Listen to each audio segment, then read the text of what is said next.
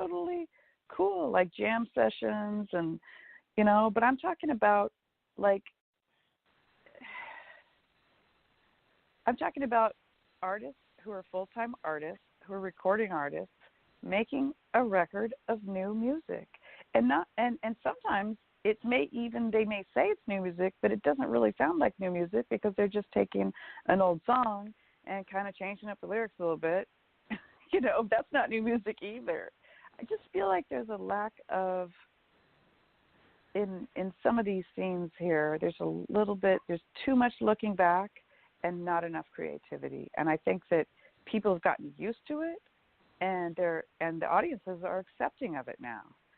I mean, they didn't used to be accepting of it. It was, can you think of like back in the 90s? Were you going to see music back in the 90s?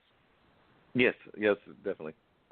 Can you imagine walking into a club like mid-90s to see some band you were super excited to see, like and all they did was play cover songs?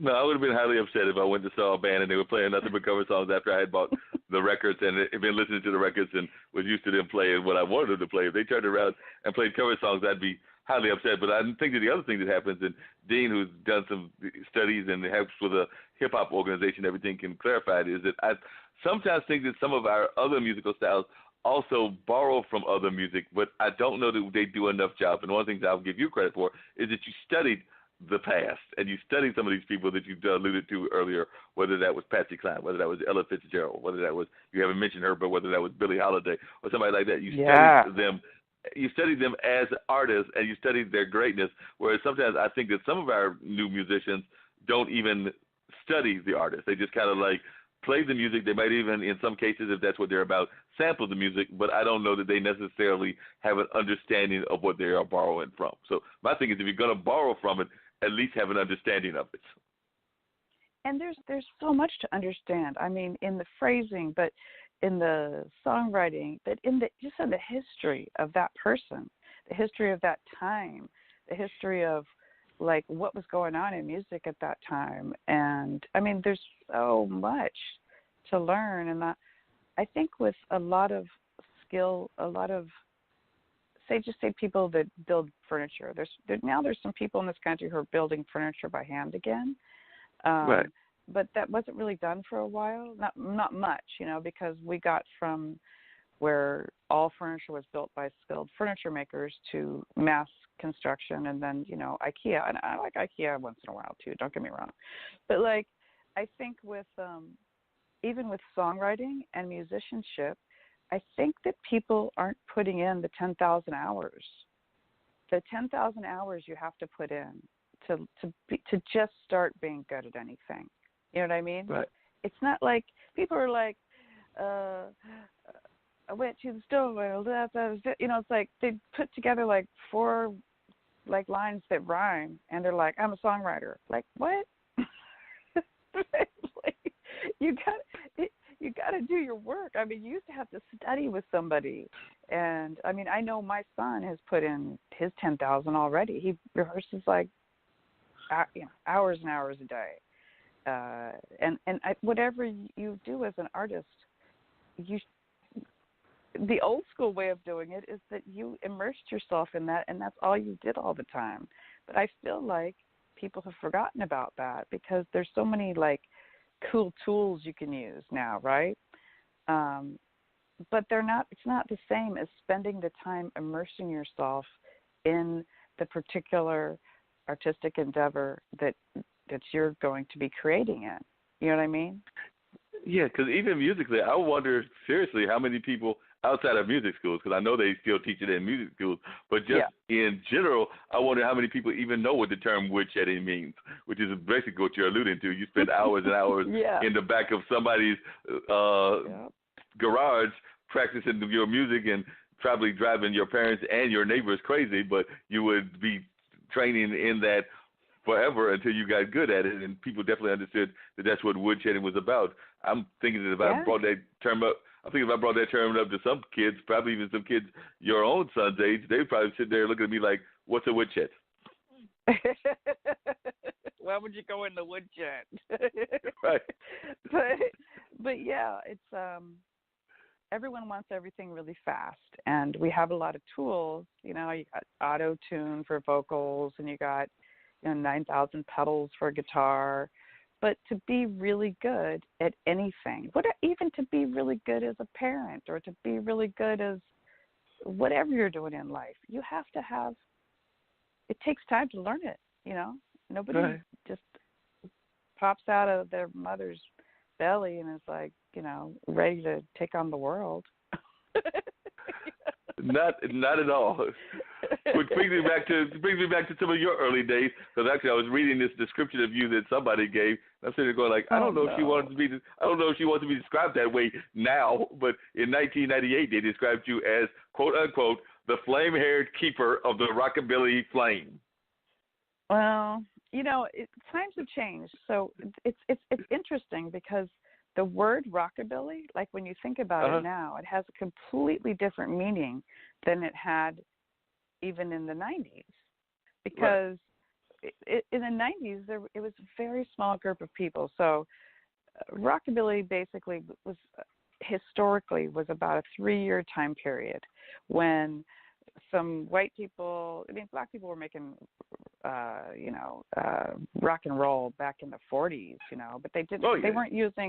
They weren't using guitar as a lead instrument. That was more, the guitar was the lead instrument more on like blues. But so when the people like at Sun Studio and some other places all over the country, these little studios, because all the bands, it was very segregated back then, but all the bands were watching each other because the players wanted to see what all the other great players were doing, and so they were all stealing from each other.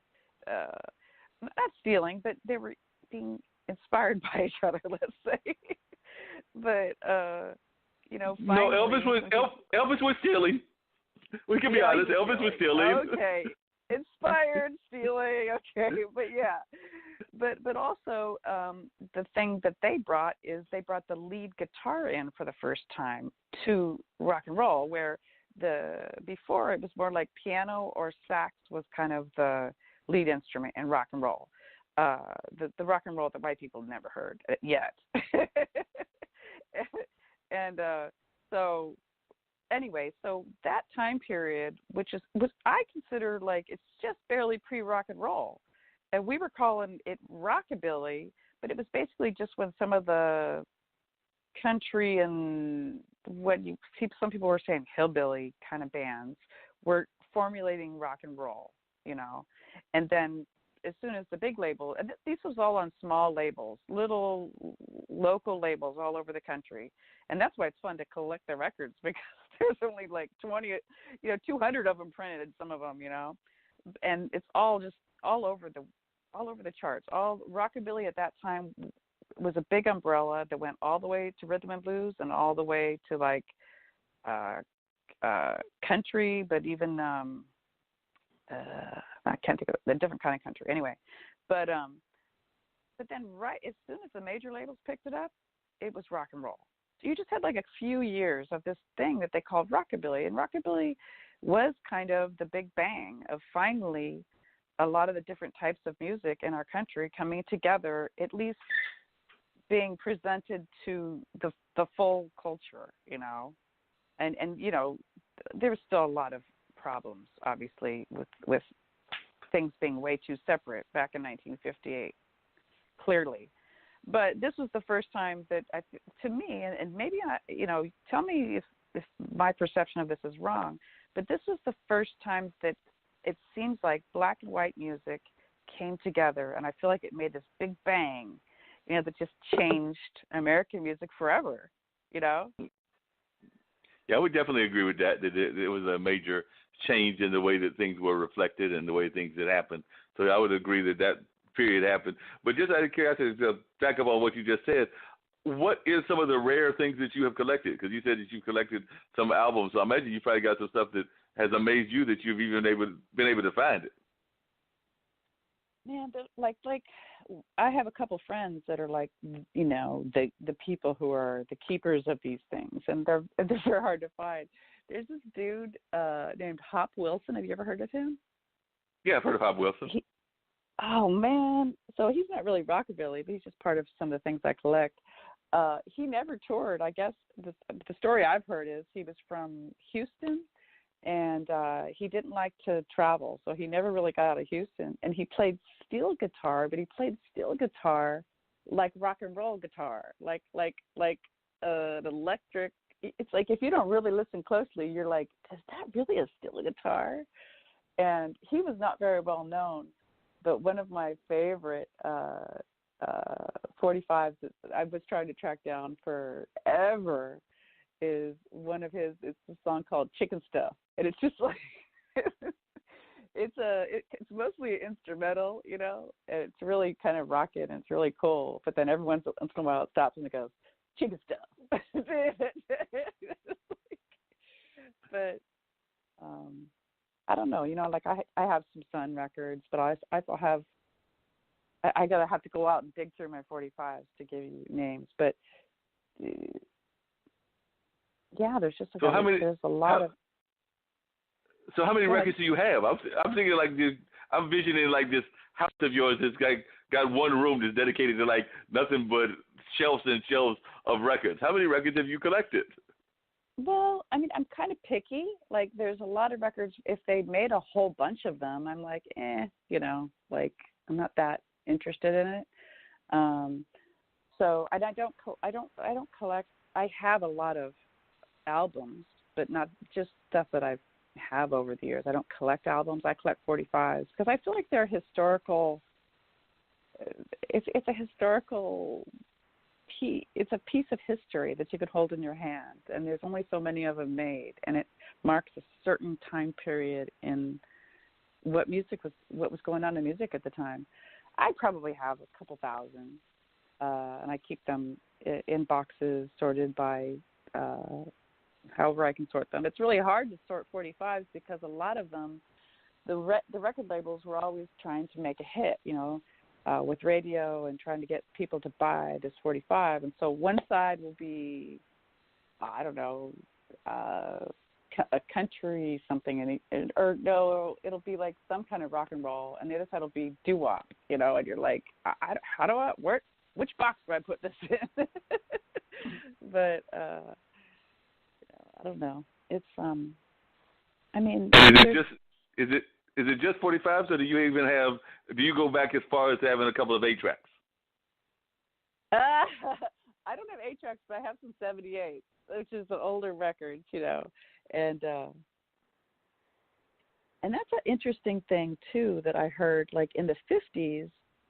I don't know if you've heard of this, and I've read this a couple places, and I think this is true, but one of the ways that they segregated black and white music back then was the jukeboxes in the, you know, which were everywhere back then, because even like Capitol Records or the big record labels, they would have, you know, they considered it black music, and then I don't know, not black music, but the music they were making for what they considered the black community, was still made on 78s for a long time, and the radio stations that were you know, made to service the black community were still playing 78s, and all the new music that was coming out was still being played on 78s. Long after 45s, which, you know, the smaller, thinner, easier to make, was being used in the white stations and in the white jukeboxes. And that's one of the ways they kept the segregation of the music, because you couldn't go buy, you'd have to have 2 record players, you know, if you wanted to be listening to all of the music that was available. And I think it was that one guy, I can't think of his name, he might have been the one that coined the word rock and roll. There was a DJ in New York. I should know his name. But he was able to, on his radio show, put on a 78 and a 45 at the same time, so that you know, white mainstream culture could hear, you know, the new 78 music that was out that they weren't even able to play on their players. Wow. I just think that's really fascinating. It's just a fascinating part of. It's not a great part of it, but it's a wow. I couldn't believe that when I found that out. I'm like,